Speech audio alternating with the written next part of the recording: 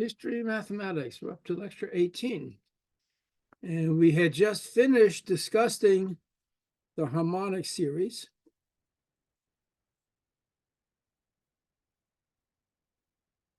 Which in sigma notation, you write as summation 1 to infinity 1 over n, which means 1 over 1 plus 1 over 2 plus 1 over 3 plus 1 over 4, 1 over 5, and so forth.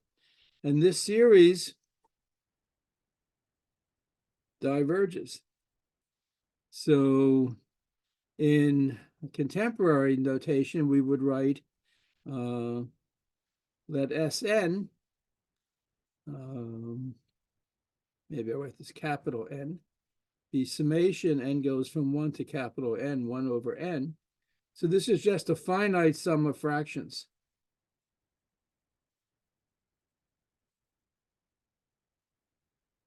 So there's no problem adding this up. And to say that the series diverges means the limit as capital N goes to infinity of Sn is infinite. The sequence doesn't have a limit. But this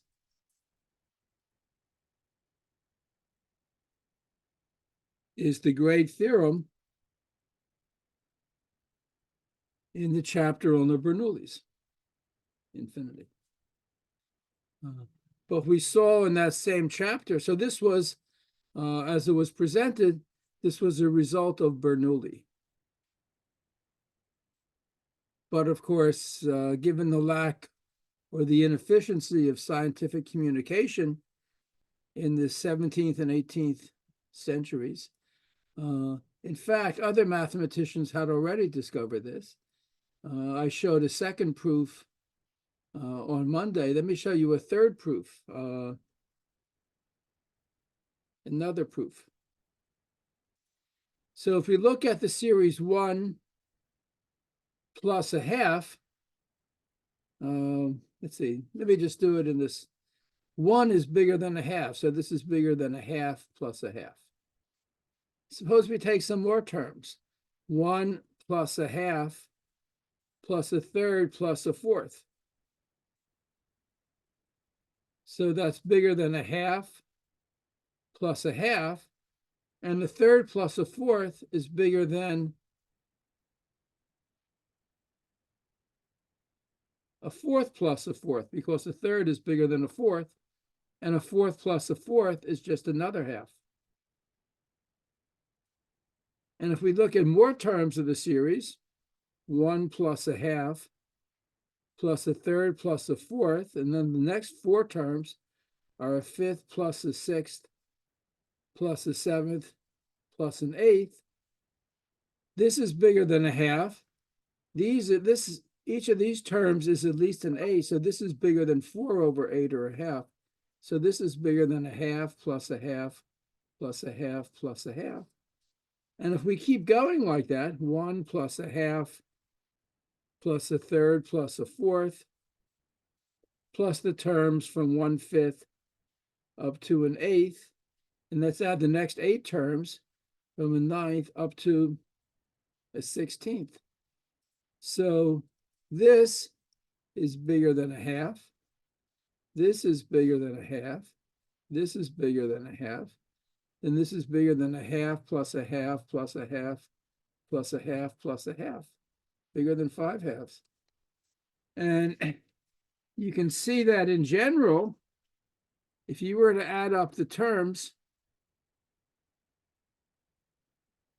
up to, let's see, this is 1 over 2 squared, this is 1 over 2 cubed, this is 1 over 2 to the 4th. If we add this up to 1 over, let's say, 2 to the r, this is going to be bigger than a half plus a half plus a half.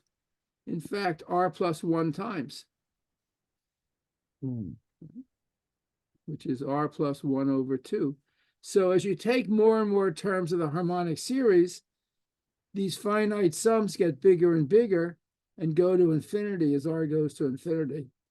And if you think about this, and you might have to take a some paper and pencil and time and write down what's going on, you'll see this is another completely independent and 100% correct proof that the harmonic series diverges. Any questions about that?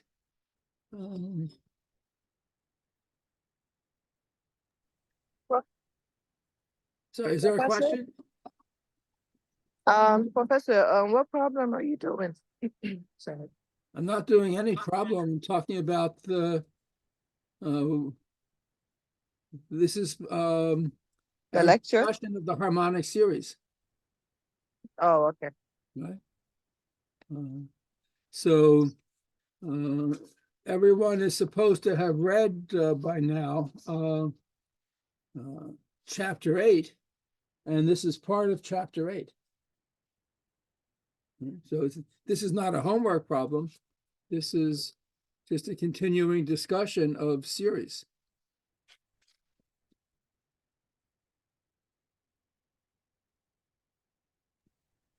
I have a question. Yeah.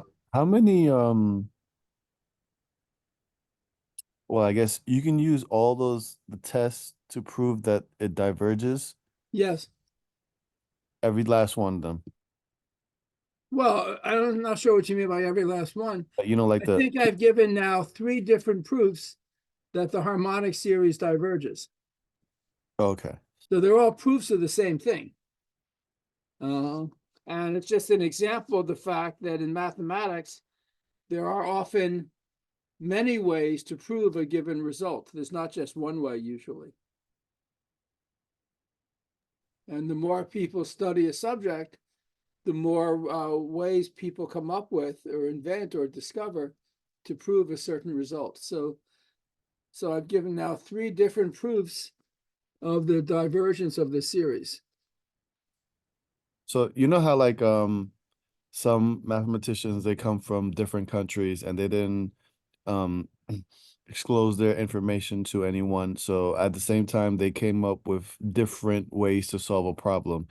When they compare each method, is there anyone that is like universally agreed upon as the best method to use? No. Or people disagree. Right? So like in Math 176, Calc 2, you should have seen this already because using integrals, integration.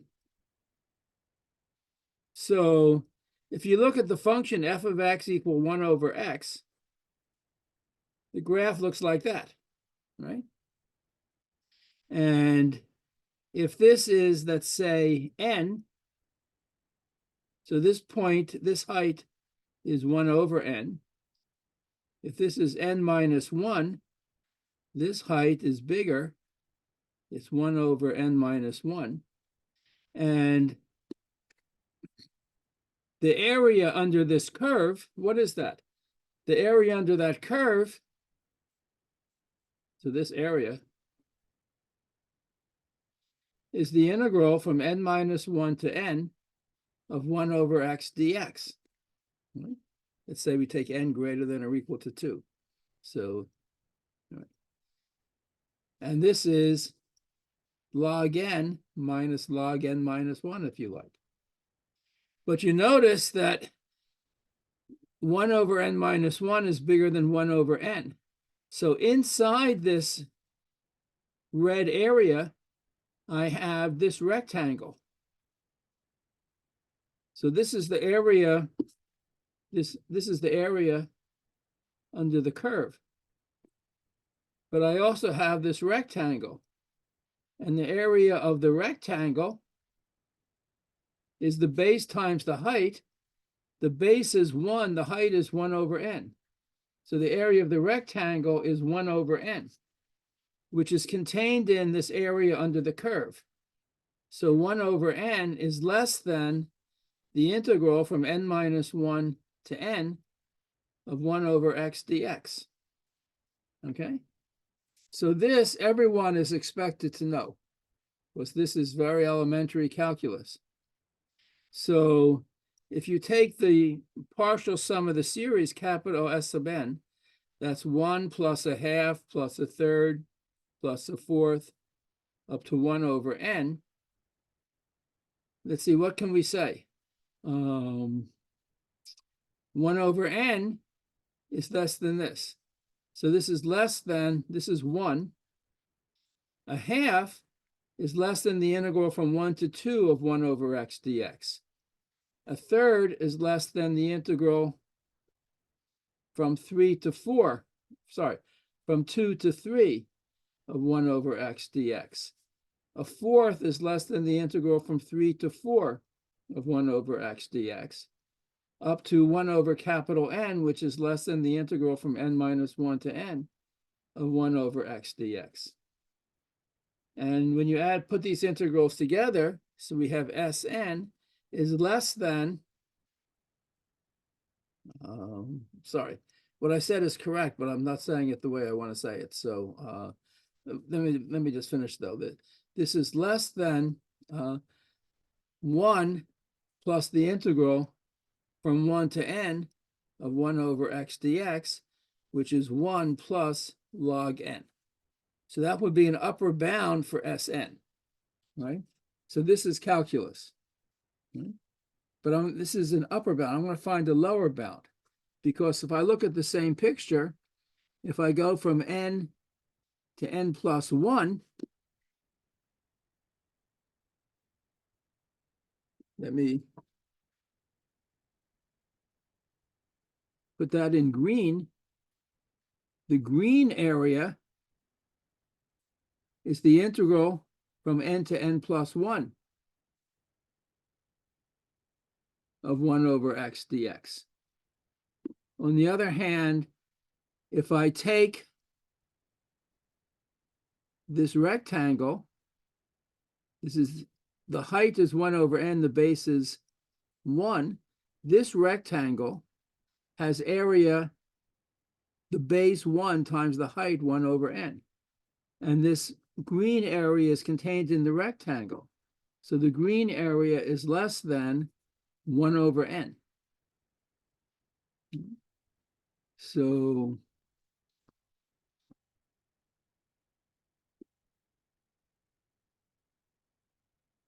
but what I just stated, what I just showed, is if I look at the curve,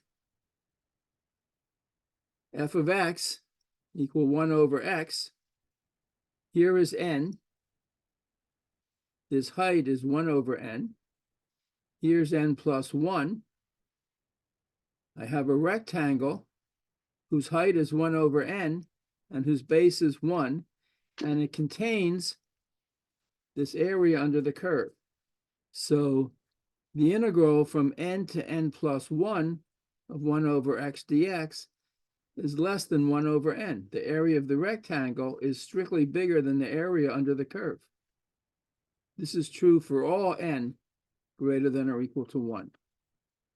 So if I take the integral from 1 to 2 plus the integral from 2 to 3 of the same function, the integral from 3 to 4,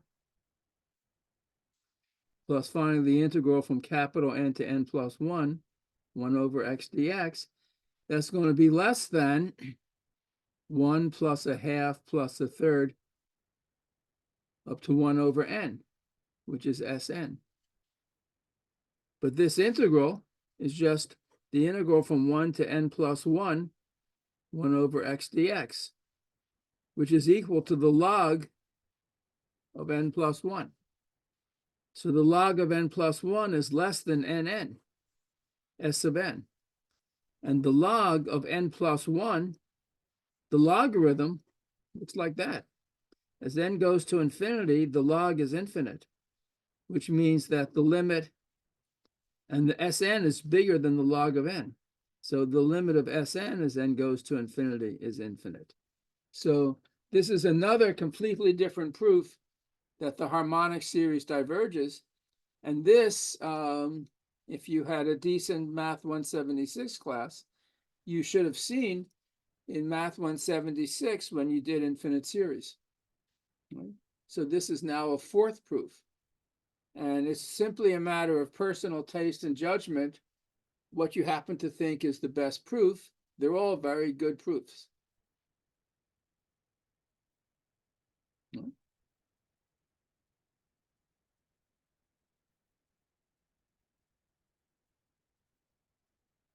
Okay,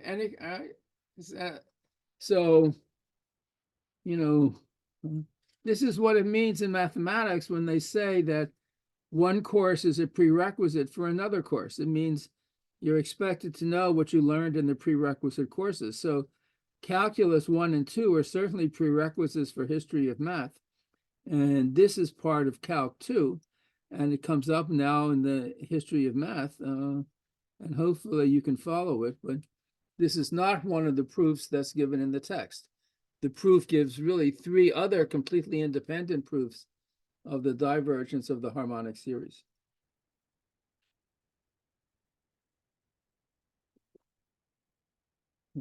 We also saw in chapter 8 2 examples, actually 3 examples of convergence series.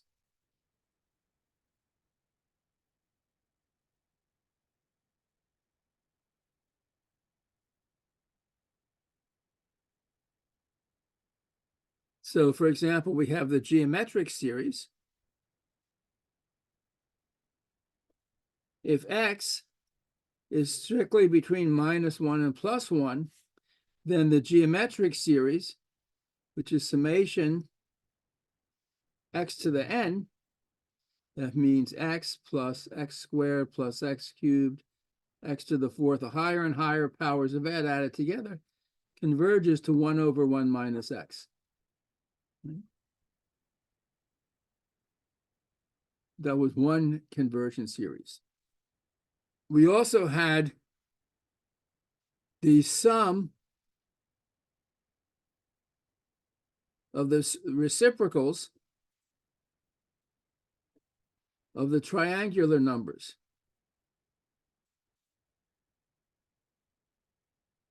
So the triangular numbers, the nth triangle, or the nth triangular number, is the sum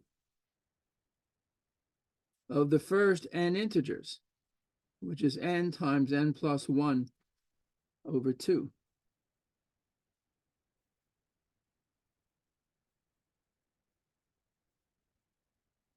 So when n is 1, you get 1. When n is 2, you get 3, 6, 10, 15, 21, 28, and so forth.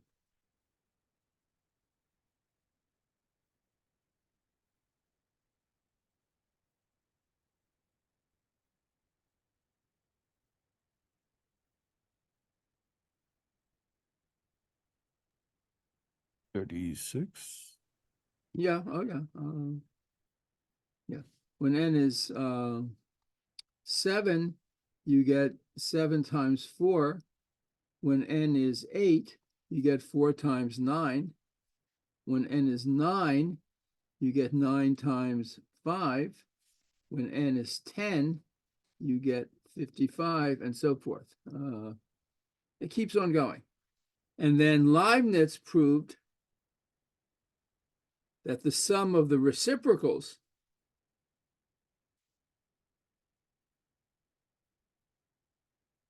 converges. And in fact, he proved, I think, that it converges to 2. Right? Let's see. How did he prove that? So the nth triangular number is nn plus 1 over 2. He actually multiplied this series by 2. Sorry, he multiplied these numbers by 2. So you're looking at the sum of the series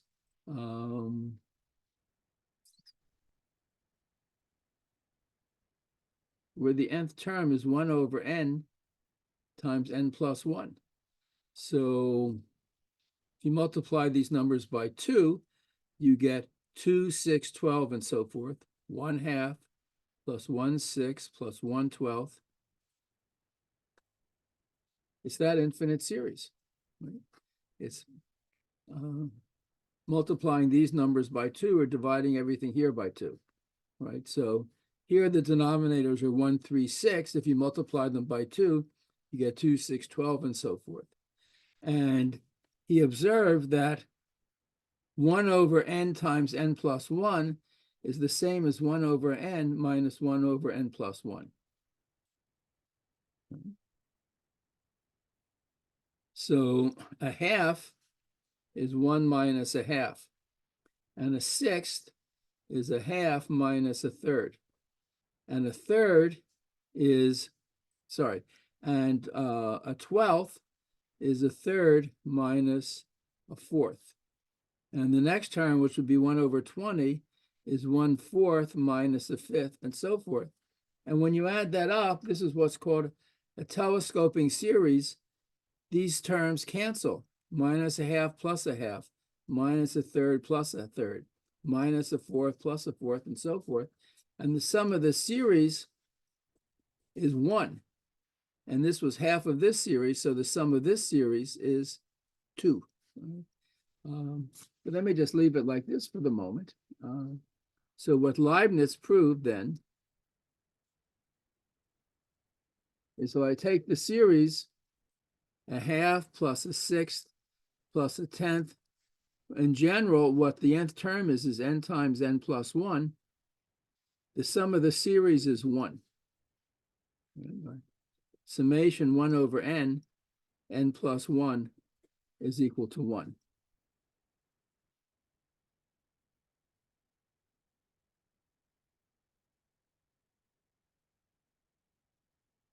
Okay. So this we saw already.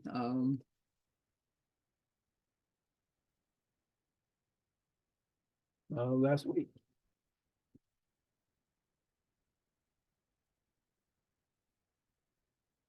Now, at the very end of the series on the Bernoullis, we looked at another series, which instead of being summation 1 over n plus 1, it's sort of simpler to write down. It's summation 1 over n squared. This is the sum of the reciprocals. The reciprocal of a number is just 1 over the number. Sum of the reciprocals of the squares. The squares, 1, 4, 9, and so forth. So this is 1 over 1 plus 1 over a fourth, plus 1 over a ninth, plus 1 over a 16th, 1 over 25, 1 over 36, 1 over 49, and so on forever. So the question is, does this series converge?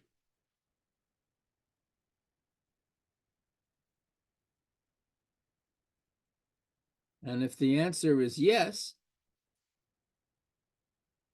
what is the limit? What does it converge to? So one of the Bernoulli numbers did prove that this series converges. And he did it as follows.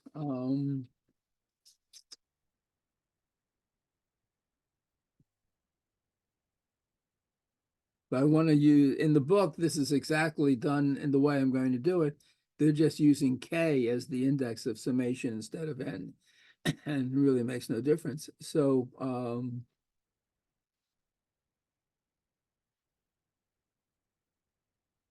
if you have, we have the triangular numbers.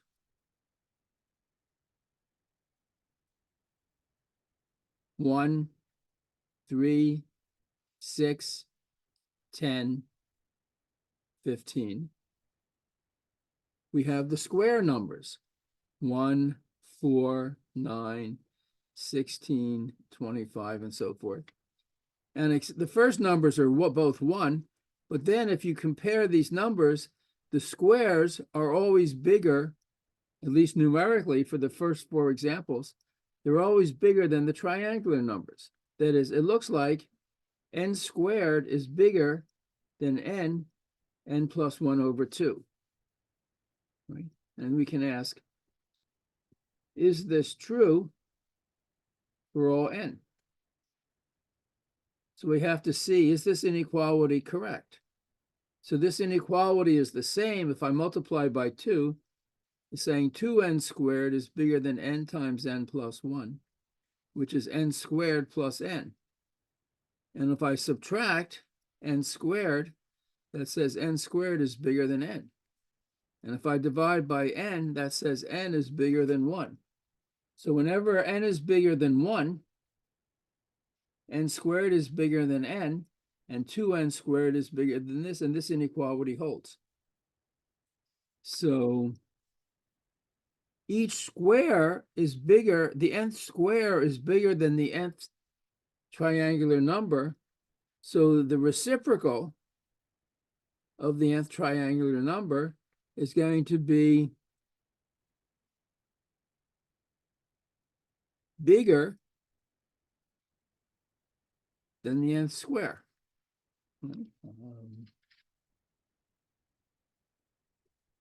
That is, let me just write this down again.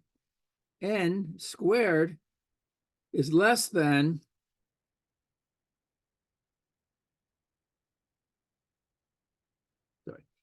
the nth triangular number is less than the nth square, which means 1 over n squared is less than 1 over n times n plus 1 over 2. So if we look at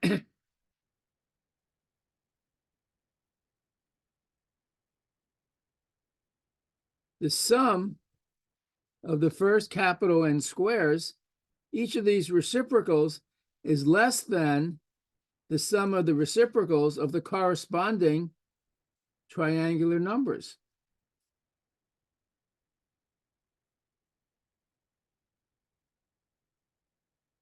But this series adds up to 2. So this partial sum of the sum of the squares, the reciprocals of the squares, is bounded above by 2, and that means that the limit 1 over n squared summation, n goes from 1 to capital N, and goes to infinity, 1 over n squared, converges. So one of the Bernoullis, I could even say J. Bernoulli because both of their names begin with a J. Bernoulli proved that summation 1 over n squared, that infinite series, converges. What is the limit or the sum? The words are used interchangeably of this infinite series. And this was an open problem. The Bernoullis could not solve this, and no one could solve this. And finally, or what was totally a miraculous thing, the Swiss mathematician, whose name is written Euler, but is pronounced Euler, like the Houston Oilers. Euler proved that summation 1 over n squared from 1 to infinity is pi squared over 6. And this, you have to say, is a miracle, because pi somehow is connected to circles and 1 over n squared is not. So why this series equals this is an absolute mystery. And people are still trying to understand why a result like this should be true, even after you know the proof. So there's a proof of this that I'm going to give, but it is a truly miraculous formula. And this is one of the things you should take away from this course, along with things like there are infinitely many prime numbers, and there's a formula to solve a cubic equation, that the sum of the reciprocals of the squares is pi squared over 6 is just an amazing result in mathematics. So if instead he just used 180, it What do you wouldn't be mean by 180? Hmm? What do you mean by 180? You mean 180 degrees? No, if he just put 3.6 approximate, it wouldn't be considered a miracle at that point. I don't understand. Where did you get the number 180? Well, I'm thinking like, all right, so pi, he said pi squared. All right, so instead of saying pi, if he just used the number 3.16 blah blah 3.1415, at that point it wouldn't be associated with a circle, and then it would not be a miracle. Well, I mean, all you're saying is if you approximate pi by 3.14, square it and divide by 6, you'll get approximately what this is. But you got that number 3.14 by knowing it's pi.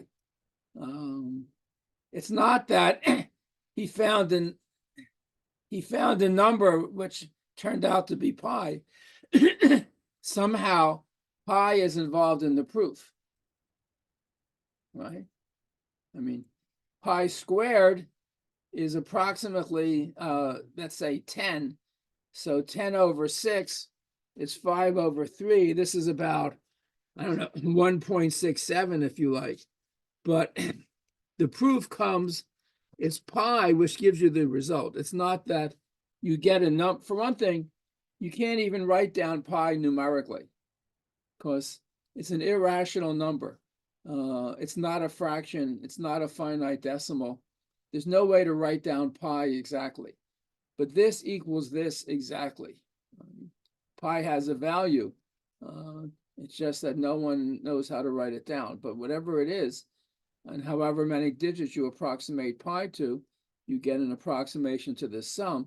But this is a theorem. This equals this. It's not approximately this, it's exactly this. So if you say, summation 1 over n squared is approximately 5/3, that's true, but that's a correct statement, but that's much weaker than this. This is the truth. Everything else is, nothing else is. I mean, this is it, period.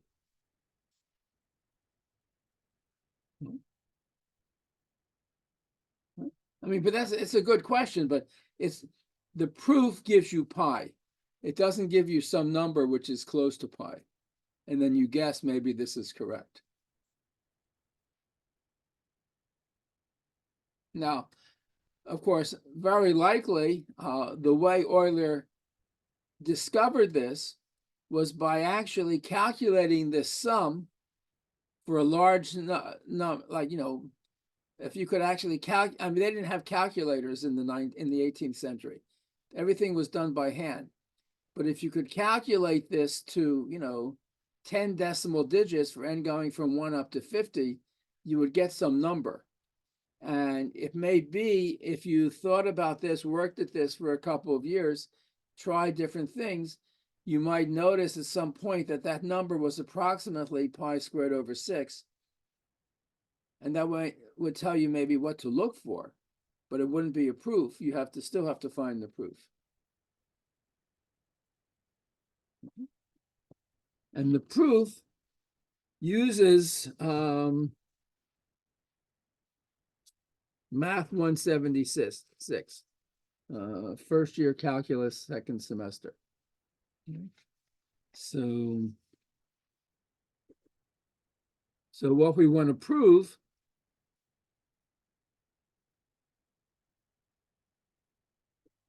so this is Euler's theorem. If you take summation from 1 to infinity, 1 over n squared, This is pi squared over 6. This is the great theorem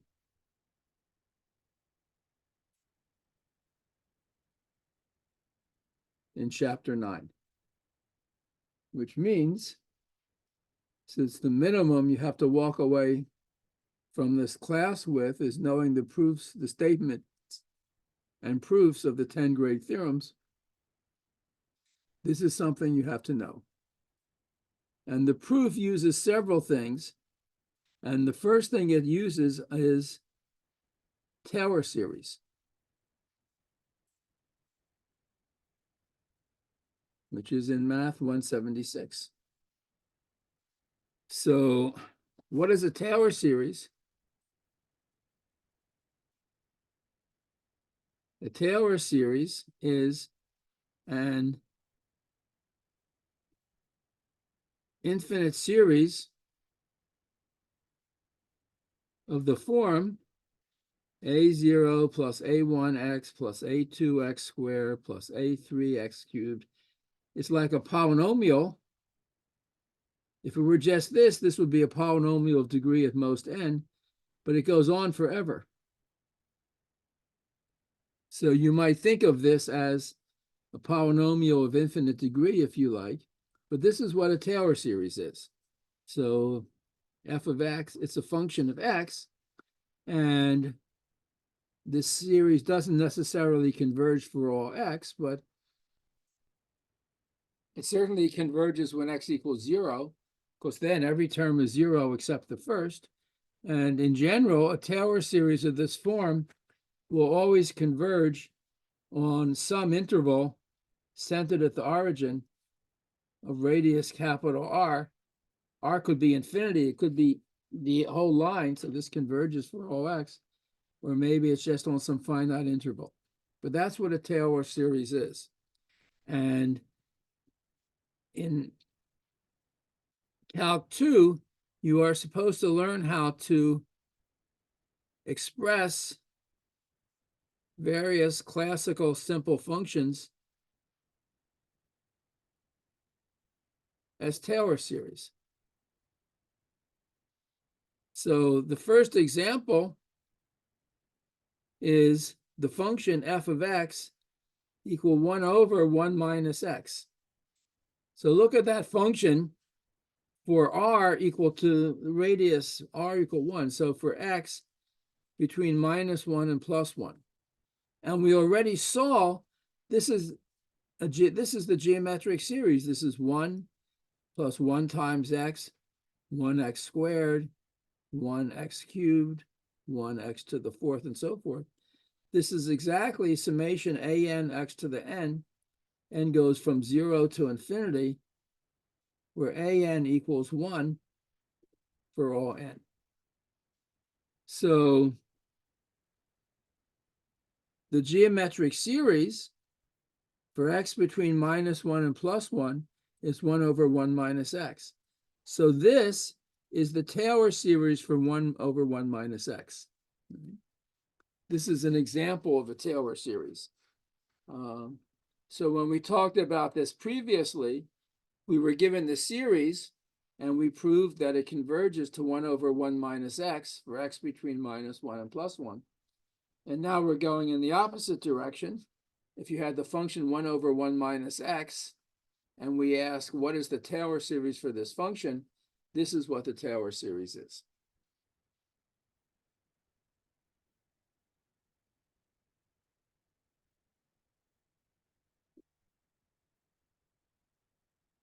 And one looks for Taylor series for the classical functions.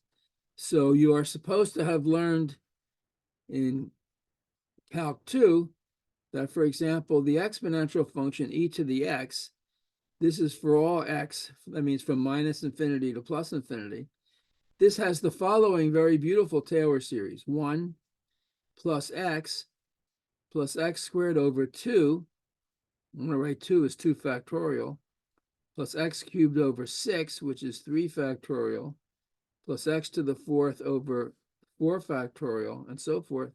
In general, This is the sum, and goes from 0 to infinity, 1 over n factorial times x to the n.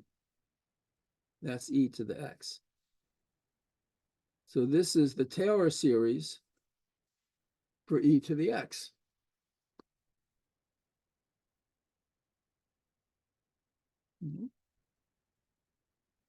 So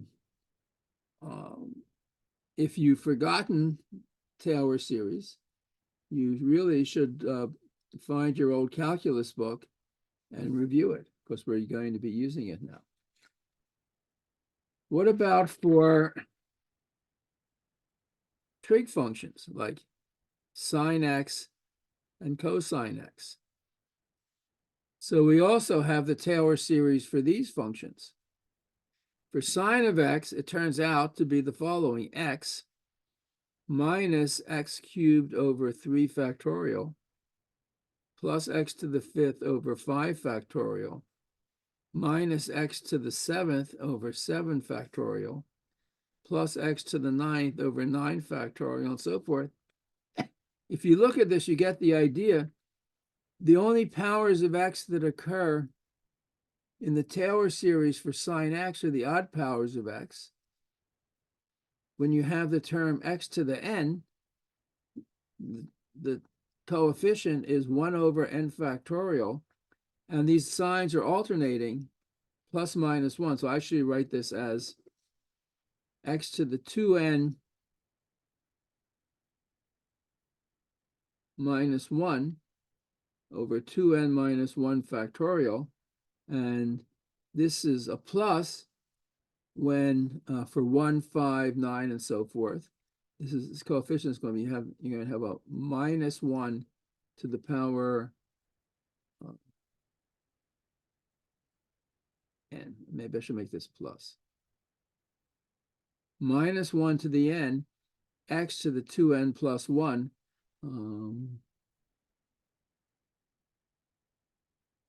Yeah. So sine of x can be written as the infinite series, summation, n goes from 1 to infinity, minus 1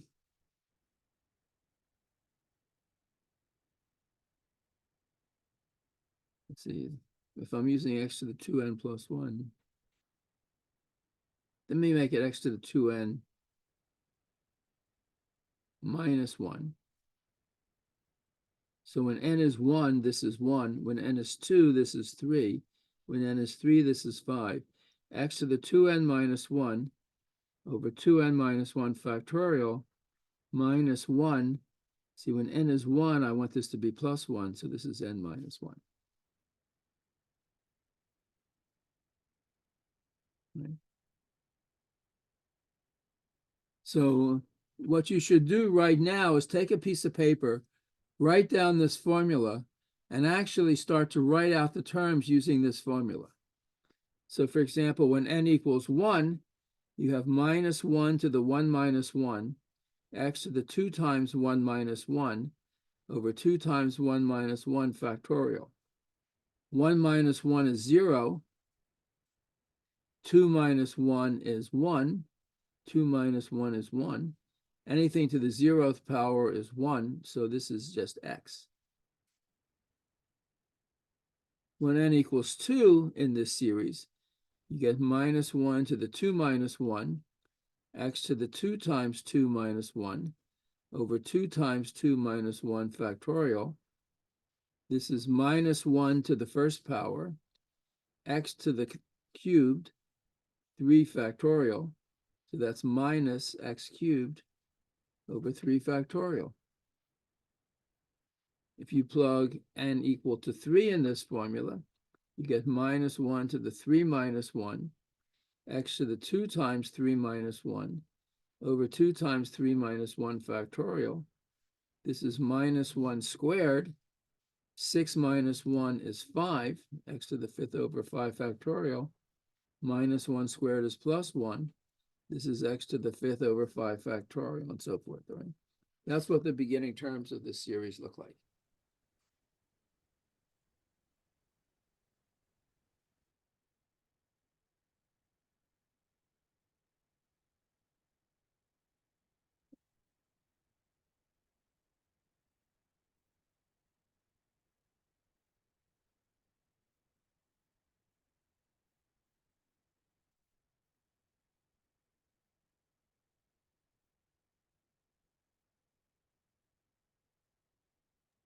Let me just write. Why? that. Yeah, Why go ahead. why don't they just use, instead of factorial, use the numbers that it would equate to? Well, so for example, but I mean, how would you do that?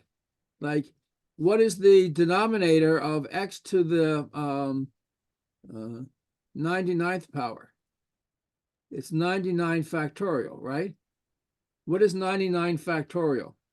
That's too Me- big for your computer to write out. If you wanted to write it out as a number, this is absurdly, I mean, you can't write that, your computer can't calculate this exactly. Right? I mean, it's just too big.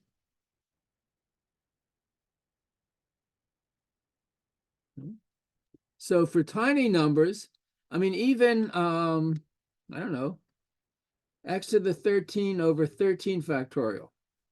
So if you want, your computer can do this, or you can do it by hand if you have some time. What is 13 factorial equal to? 1 times 2 times 3 up to 13. So multiply that out. You're going to get a big, big number. That's just for 13. For 99, you know, if you had enough time and paper, you could work it out by hand, perhaps. These are humongous numbers. So to put it in numerically makes no sense. In any case, this is what the denominator is. There's no other way to write it down. It's not like this is some simple number. These numbers get bigger and bigger and bigger extremely fast. Like 99 factorial. Professor, is that sine x? What? Is that sine x? Yeah, of course. That's what we've been talking about. Sine x. So when you expand sine x as a power series or a Taylor series, this is the infinite series for sine of x. That's x to the 2n minus 1 or n minus 1? 2n minus 1. Oh. 99 factorial is about 10 to the 50th. Well, actually, your computer might be able to do that. It's only 50 decimal digits, but it's still getting pretty big. But it goes on forever. I mean, you can't write these numbers down.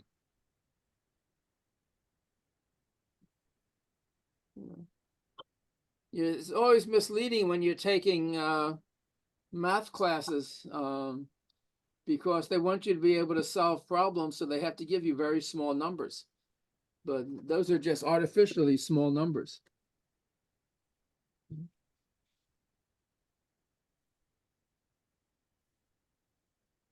So we have the sine of x is x minus x cubed over 3 factorial plus x to the 5th over 5 factorial minus x to the 7th over 7 factorial, x to the 9th over 9 factorial, x to the 11 over 11 factorial, x to the 13 over 13 factorial, and so on forever. What about cosine of x? So there's a nice symmetry here. Sine of x is an odd function. Sine of x is minus the sine of minus x. The cosine of x involves just even powers of x. It's going to be 1 minus x squared over 2, or 2 factorial. Alternating signs, but the same denominators. The denominator, if you have x to the 2n, the denominator is 2n factorial. And this is alternating. This is minus 1 to the n. Just as here, the nth term is, whatever, okay? This is cosine of x. So you could write this as an infinite series. Summation, well, let me just leave it like that. It's actually kind of interesting. If you were to take sine x plus cosine x, you would get 1 plus x minus x squared over 2 factorial minus x cubed over 3 factorial plus x to the 4th over 4 factorial minus x to the 5th over 5 factorial minus x to the 6th over 6 factorial plus x to the 7. Oh, sorry. So I messed up something here. 1 plus x minus x squared over 2. This should be a plus x to the 5th over 5 factorial minus x to the 6th over 6 factorial minus x to the 7 over 7 factorial plus x to the 8th over 8 factorial, and so on forever. That's sine x plus cosine x. And except for the odd switches in signs like plus, plus, minus, minus, plus, plus, minus, minus, and so forth, you remember that e to the x was 1 plus x squared over 2 factorial plus x cubed over 3 factorial plus x to the 4th over 4 factorial, x to the 5th over 5 factorial, x to the 6th over 6 factorial, x to the 7th over 7 factorial, x to the 8th over 8 factorial, and so forth. It's almost the same thing, but e to the x had all plus signs, and here we have plus, plus, minus, minus, plus, plus, minus, minus. Right? Let's see. Something seemed to happen to my board here. I don't know what's going on. You can't see the screen. I know something.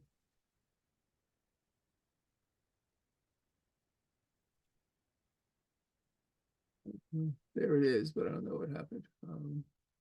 Okay. Yeah. So here we have sine x plus cosine x, and it's almost the same terms. In e to the x, it's much simpler. Everything is positive. Here, not everything is positive. But now we have another miracle that comes up. Remember the number I, which you can think of as the square root of -1. There's a complex number I. We have I squared is -1. I cubed is I squared times I.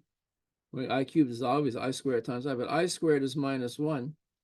So that's -1 times I, or minus I.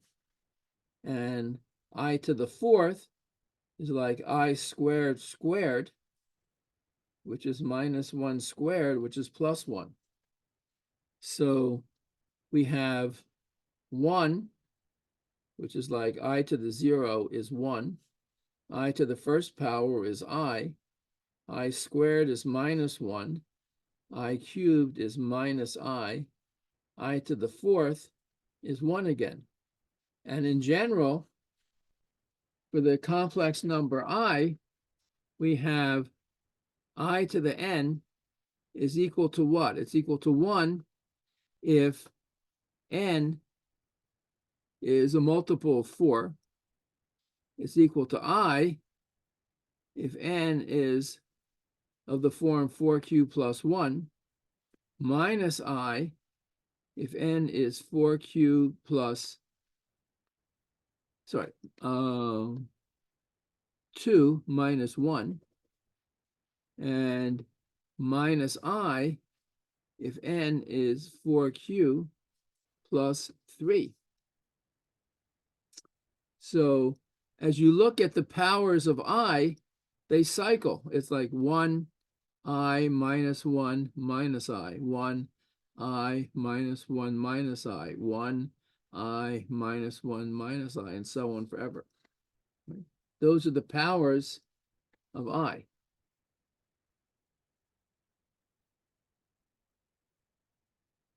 So let me go back and rewrite these equations I had. I had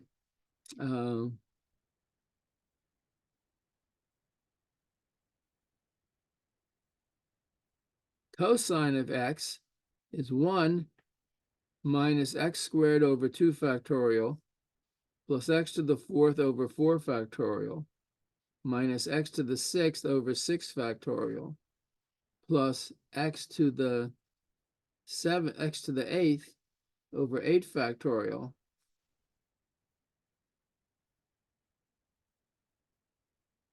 and so forth.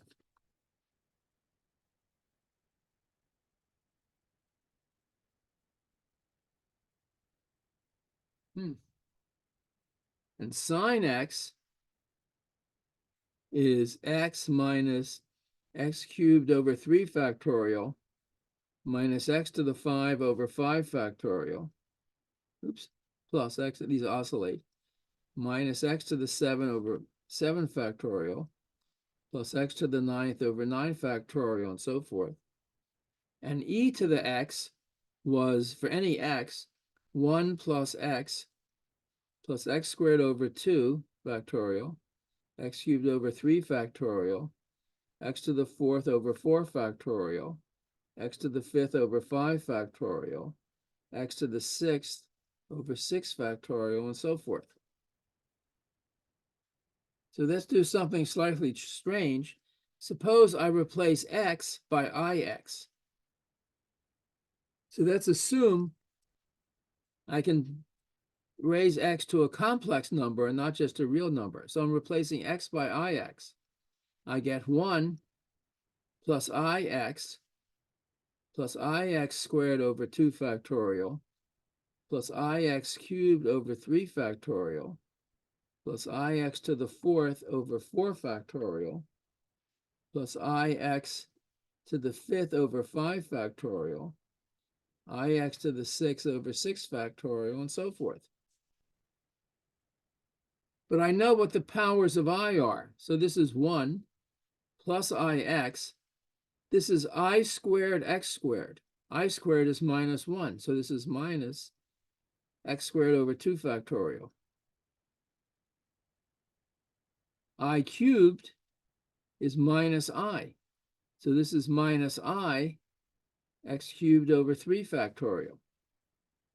I to the 4th is 1. So this is just x to the 4th over 4 factorial. I to the 5th is I to the 4th times I to the 4th is 1, so this is ix over 5 factorial. I to the 6th is I squared is minus 1, minus x to the 6th over 6 factorial, and so on. So if I look at e to the ix, some terms involve an I and some don't. So let me just separate this out. The terms that don't involve I are 1 minus x squared over 2 plus x to the 4th over 4 factorial minus x to the 6th over 6 factorial, and so forth, plus I times the terms that do involve, right? These are the terms that involve an I get x minus x cubed over 3 factorial plus x to the 5th over 5 factorial. See, the next term here, I would have had ix to the 7th over 7 factorial. I to the 7th is the same as I cubed is minus I, minus x to the 7 over 7 factorial, and so forth. So e to the ix is this plus I times this. And if you look at this and compare it to the Taylor series for the cosine, it's exactly the same thing. This is, in fact, cosine x, and this is exactly the Taylor series for the sine. So e to the ix is cosine x plus I sine x.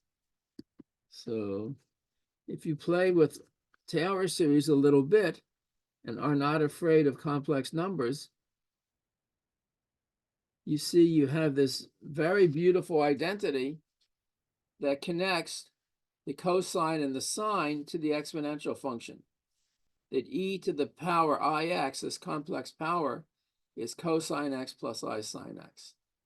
And this is true for all x. This is a beautiful identity in mathematics. It's really fundamental. And you can get this directly from Taylor series by having a little bit of fun with them.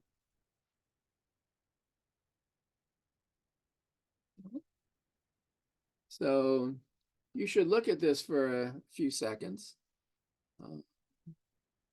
If you have any questions about the algebra, I'm happy to answer them. The cosine and the sine get their Taylor series from calculus. So how one got those series,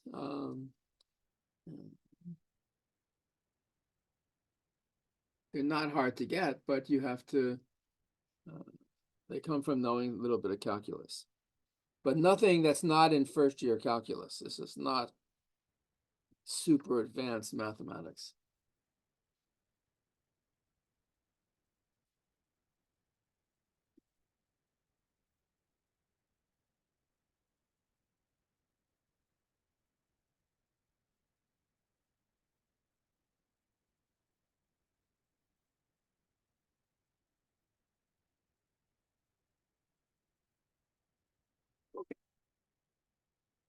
So this is just a kind of refresher, I hope, or review of some Calc 2. And the part that we need to prove Euler's theorem is the Taylor series for sine x. X minus x cubed over 3 factorial plus x to the 5th over 5 factorial minus x to the 7th over 7 factorial, and so on.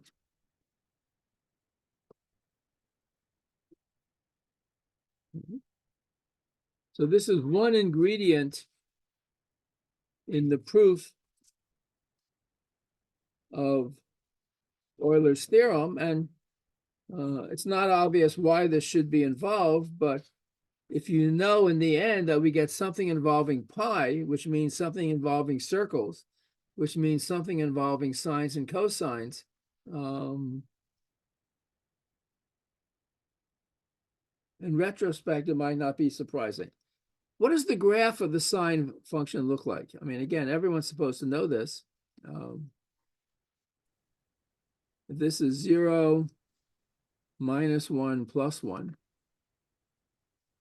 and pi, 2 pi, 3 pi, 4 pi, minus pi, minus 2 pi, minus 3 pi.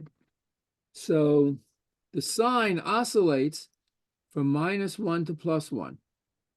So as you go from 0 to pi, it goes up to 1 and down to pi. This is pi over 2. As you go from pi to 2 pi, the sign is negative. It comes down and then up. This is 3 pi over 2. So from 0 to 2 pi, the graph of the sine function looks like this. I'm getting something very strange on my screen. I have no idea what's going on or why.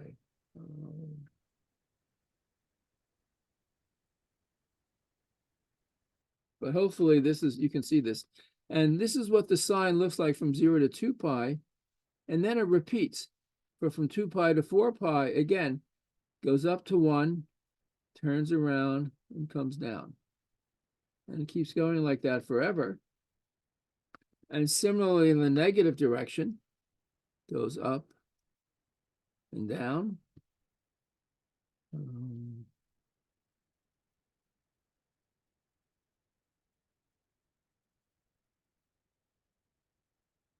That's the graph of the sine. Okay? So this is y equals sine of x. And where is sine of x equal to 0? Sine of x equals 0, where it crosses the x-axis. And all of these points I'm putting in red. Not there.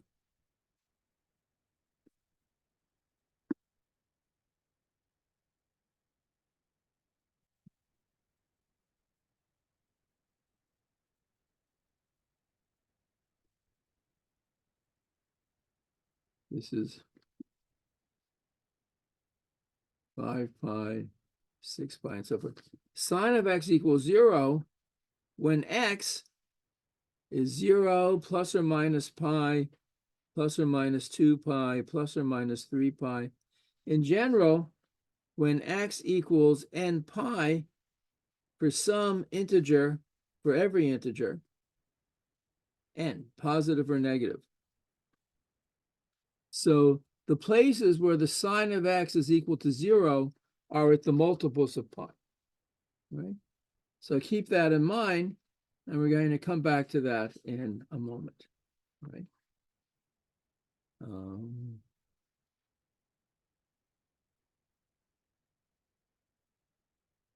I'm going to come back to that because I like to think sometimes of a Taylor series as a polynomial of infinite degree. But suppose we have a polynomial of some degree, n,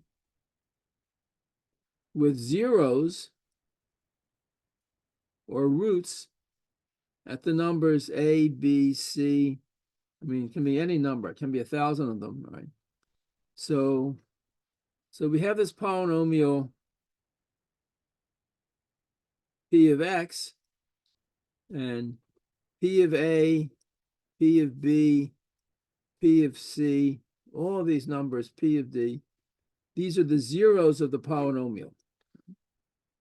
And let's suppose, for simplicity, that when the value of the polynomial at 0 is 1. So then I claim p of x can actually be written in the following product form. 1 minus x over a times 1 minus x over b times 1 minus x over c, all the way up to 1 minus x over d. Again, this doesn't mean that the polynomial just has 4 roots. It has any number of roots. I'm just calling them by these letters, a, b, c, up to d, right? There can be any number of roots. But this polynomial, the way I've written it, I have d factors. This has degree d, and it has d roots, or d zeros. Notice what happens here. If I put in p of 0, I get 1 minus 0 over a, 1 minus 0 over b, 1 minus 0 over c, up to 1 minus 0 over d. 0 over anything is 0. So this is just 1 times 1 times 1. This is 1. The way I've written it, p of 0 is 1. What is p of a? P of a is 1 minus a over a, 1 minus a over b, 1 minus a over c, up to 1 minus a over d. It doesn't matter what these are, but this is 1 minus 1, or 0. And 0 times anything is 0. So p of a is 0. And similarly, if I put in b or c or any of these numbers,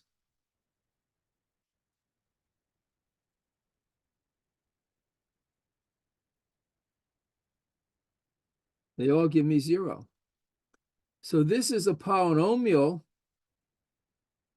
of degree d with roots a, b, c up to d, and p of 0 is 1.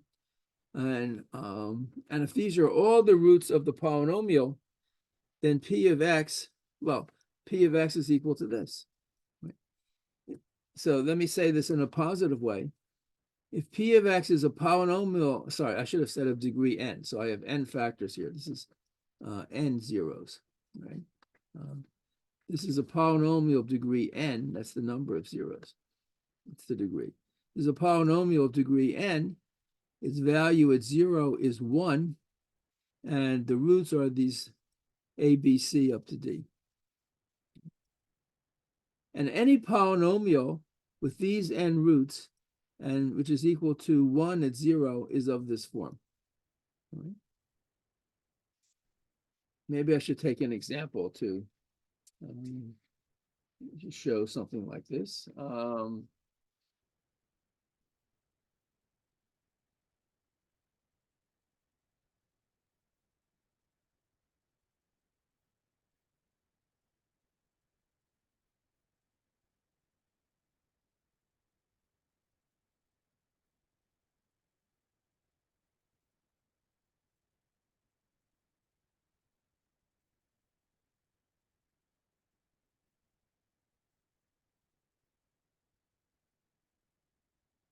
Suppose I take P of X to be a quadratic polynomial. Let's see.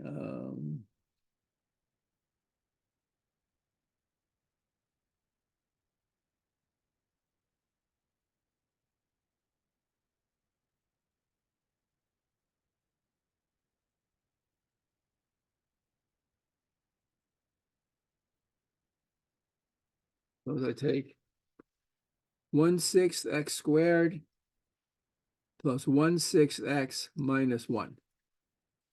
So this plus 1.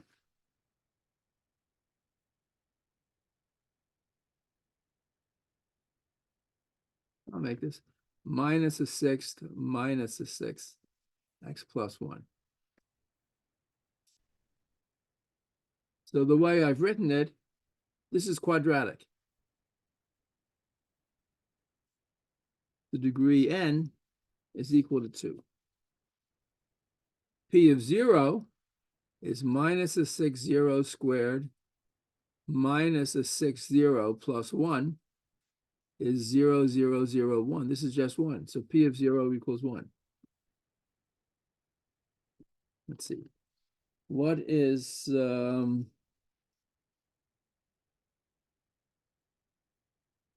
P of 2?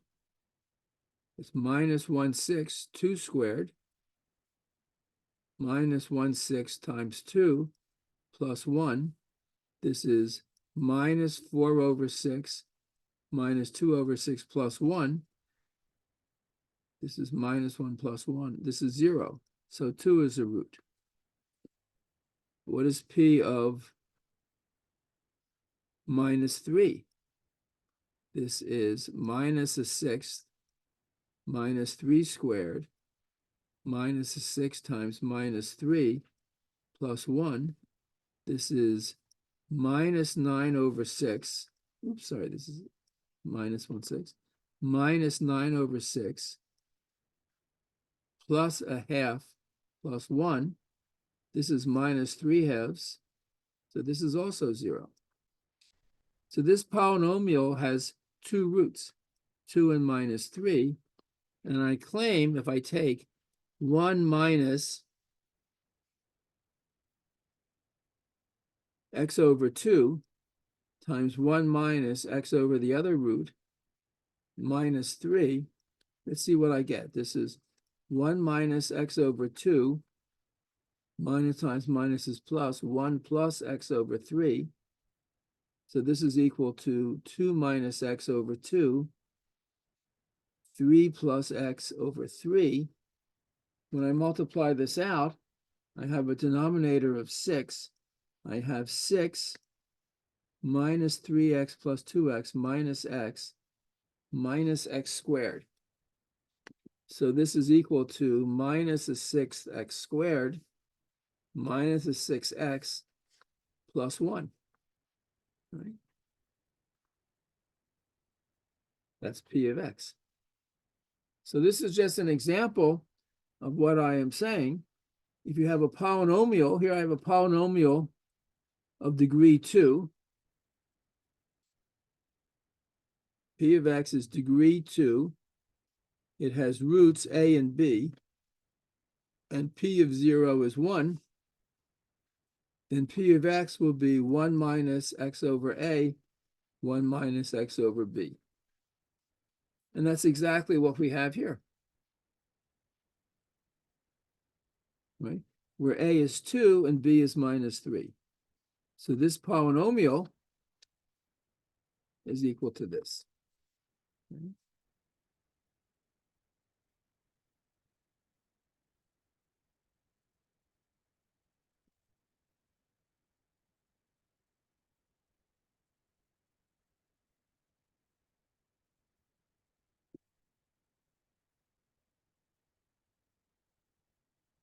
So again, if we have a polynomial P of x with roots a, b, c, and so forth, however many they are, and P at 0 is equal to 1, then P of x can be written as this product 1 minus x over a, 1 minus x over b, 1 minus x over c, 1 minus x over d. Right? Now, I want to compare this, or I want to consider sine of x. The sine of x is x minus x cubed over 3 factorial plus x to the 5th over 5 factorial minus x to the 7th over 7 factorial plus x to the 9th over 9 factorial and so forth. And this has zeros, 0 plus or minus pi plus minus 2 pi plus minus 3 pi and so on forever. In this expression for sine of x, in the Taylor series for sine of x, every term involves an x, so I can factor out an x. I can write sine x equals x times 1 minus x squared over 3 factorial. I'm just factoring out the x, plus x to the 4th over 5 factorial, minus x to the 6th over 7 factorial, plus x to the 8th over 8 factorial, and so forth. So sine of x is x times this. If I divide by x, this cancels. I get sine x over x is equal to this. And now, since I divide it by x, this function, let me call this f of x for the moment, this function has the property, what happens when I plug in 0? When I plug in 0, all of these terms are 0.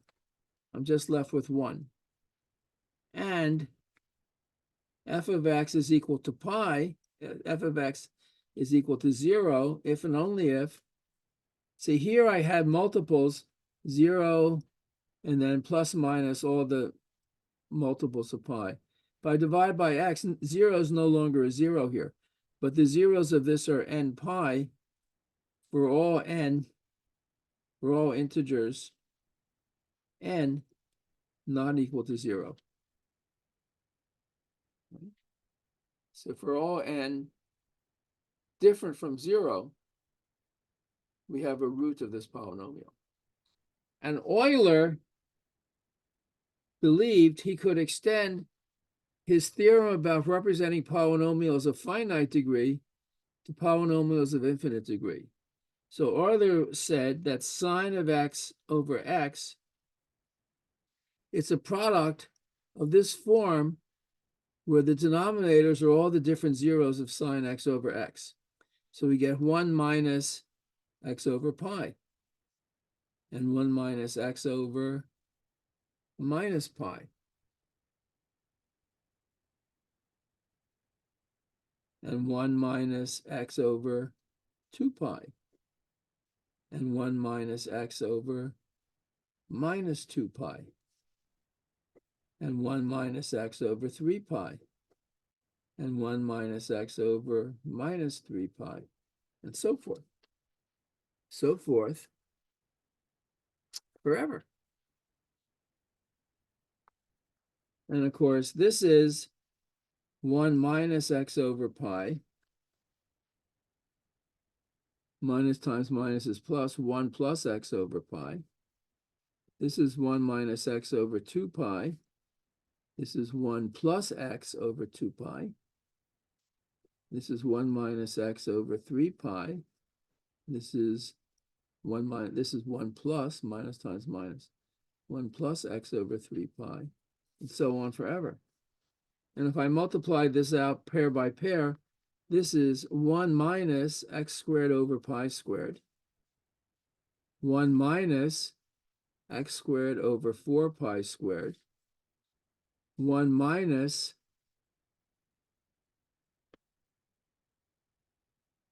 x squared over 9 pi squared. Next, we would get 1 minus x squared over 16 pi squared. And the general term will be 1 minus x squared over n squared pi squared. And so on forever.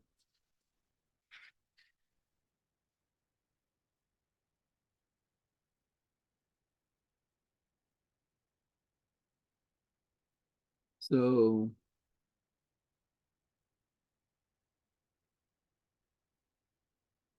let me just collect what I've just shown.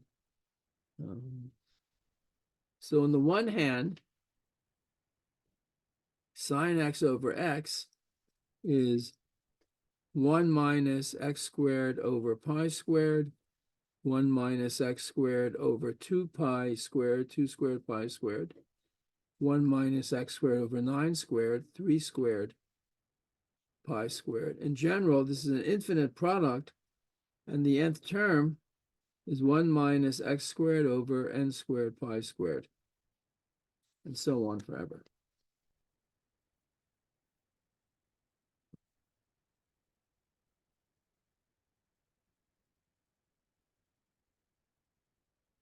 But we also have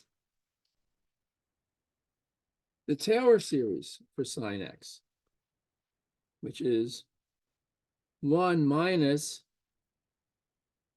x squared over 3 factorial plus x to the 4th over 5 factorial minus x to the 6th over 7 factorial plus x to the 8th over 9 factorial.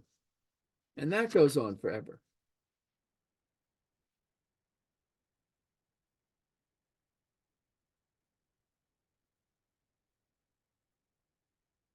Now, consider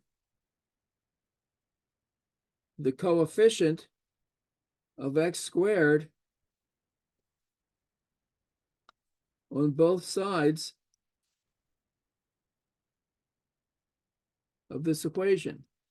Here, the coefficient is minus 1 over 3 factorial, which is minus a 6th.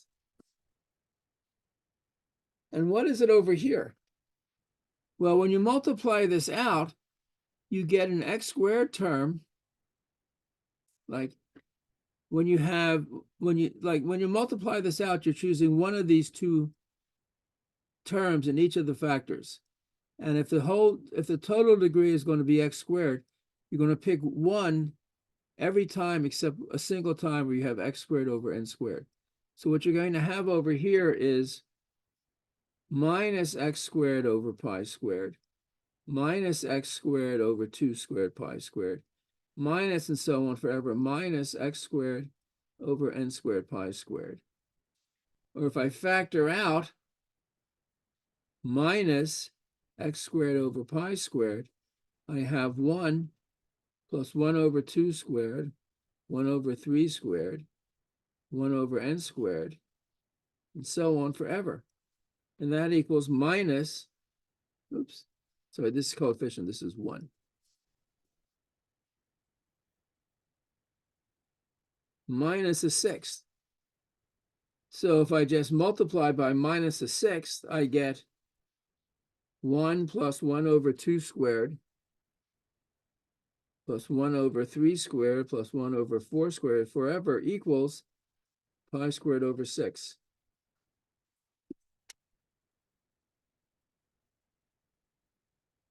That is the magic formula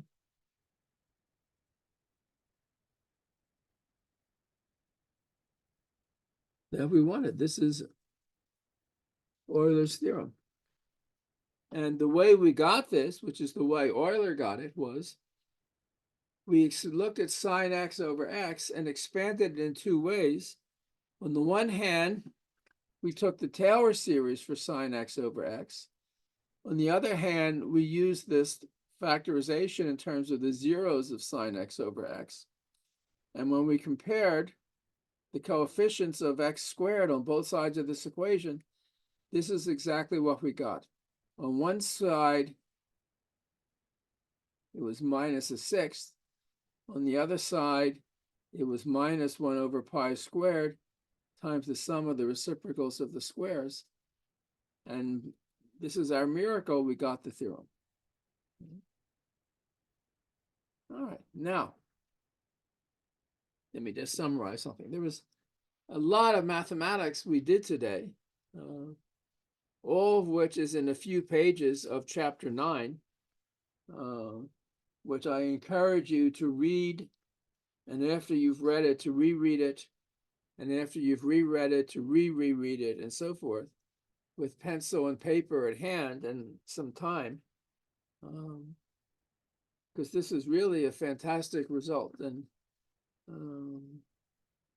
it's very unlikely that this will not be part of either the midterm exam or the final exam, or both.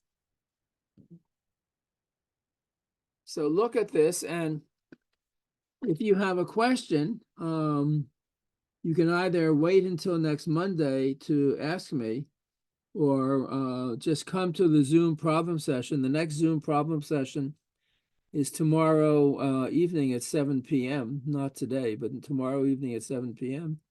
And ask me, and I can talk about this at some length and help you to understand it better. But this is very nice mathematics, and it really does require that you know Calc 1, or Calc 1 and Calc 2, the first 2 semesters of calculus. Yeah, nice. All right. And that is more than enough for one day.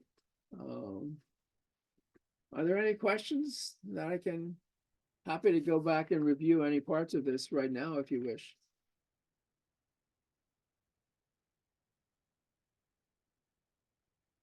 If not, it's a rainy day, but it's a rainy day.